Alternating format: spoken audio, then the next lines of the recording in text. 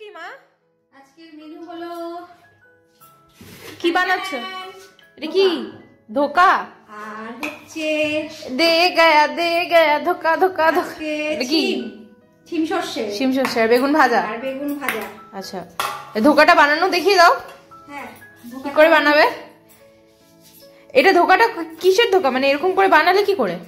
ডাল বেটে, হ্যাঁ, ডালটাকে কড়াইতে তেলে হিং, নারকেল, একটু আদা, একটু লঙ্কার গুঁড়ো দিয়ে, হলুদ টলুদ দিয়ে কড়াইতে করে নিলাম, কাই করে নিলাম। তারপর ঠান্ডা করে সেটাকে থালার মধ্যে করে পিস পিস করে কেটে নিয়েছি।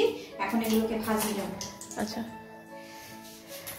আর বাকি যদি কেউ এগুলো না করতে পারে সেটা কি করবে?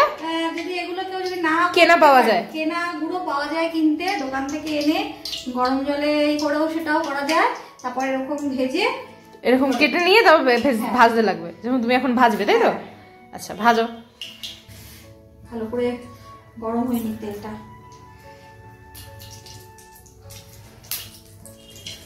একটা একটা করে ছাড়বো।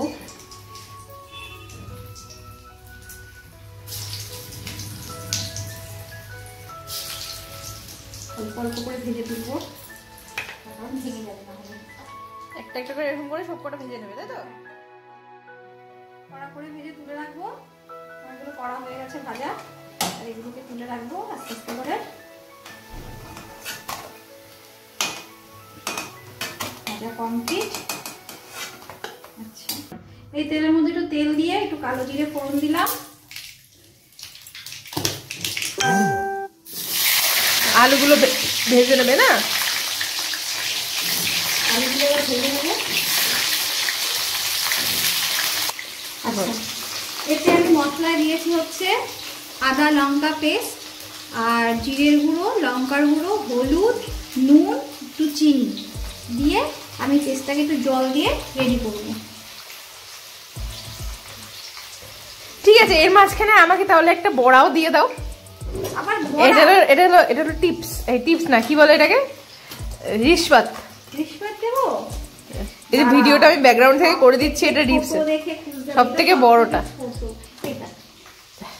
রিশওয়াত। এই যে রিশওয়াত পেয়েছি, কারণ ভিডিওটা আমি করে দিচ্ছি, ওই জন্য।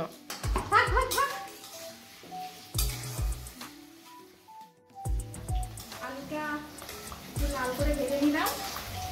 এবার আমরা যে মশলাগুলো দিয়েছি, আদা লঙ্কা পেস্ট, লঙ্কা গুঁড়ো, জিরের গুঁড়ো, লবণ, হলুদ আর একটু মিষ্টি, সেই পেস্টটা এবার আমরা এর মধ্যে টমেটোও দিতে পারেন, কিন্তু আজকে আমার টমেটো নেই, যার জন্য টমেটো দিইনি। কিন্তু টমেটো দিলে কালারটা ভালো হয়, সুন্দর হয়। আজকে আমার টমেটো নেই।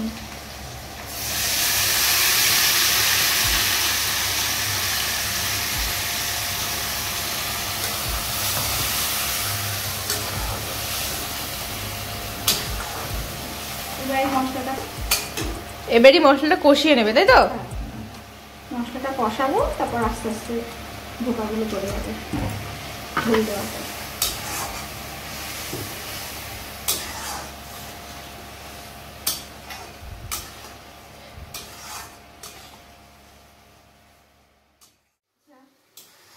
কষানোটা হয়ে গেছে, তেল বেরিয়ে এসছে। এবার আস্তে আস্তে ঝোল দেবো। কষানোতে আলুও দিয়ে দিয়েছো?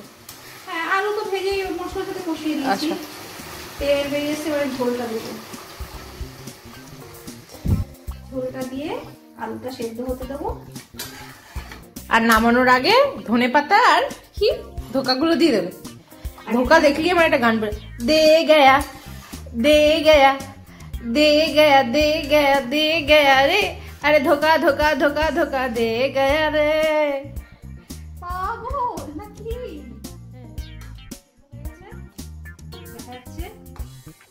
আস্তে আস্তে আমি ধোকাগুলো দিয়ে দেবো ঝোলে। ধোকা যাবে ঝোলে, টুকুস টুকুস করে ধোকাগুলো এখন চলে যাবে।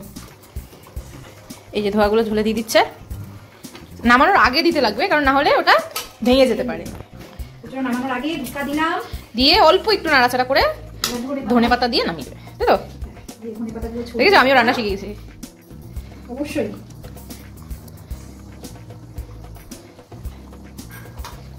আমার ধোকার ঝোল রেডি। ধোকাগুলো বানিয়ে আমার ধোকার ঝোল রেডি।